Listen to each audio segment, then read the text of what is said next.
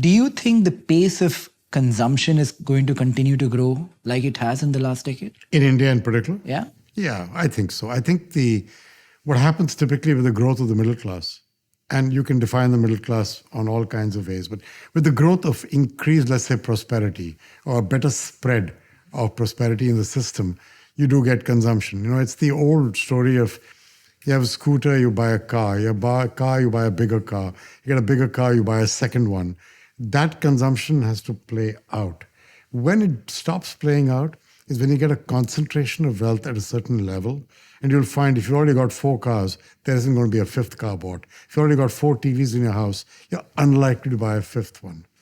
So there is a change in consumption patterns as incomes increase beyond a point.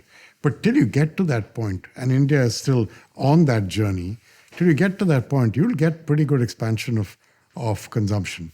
The nature of things consumed may change.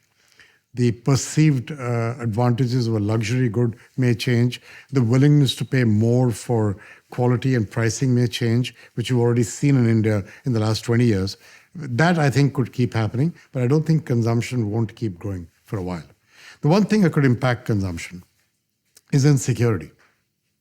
So if you create, if people get insecure about jobs or insecure about savings or insecure about their future, then that leads to a inward turn on consumption. That's got nothing to do with prosperity and growth. It's got to do with, the topic you started with about how do you feel about your future.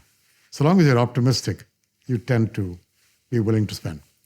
When you're no longer optimistic, does the nature of consumption change or do you stop consuming? A little bit of both. You might downtrade in prices. You might downtrade in some things. You may leave certain things that you feel were luxuries that you don't need to consume.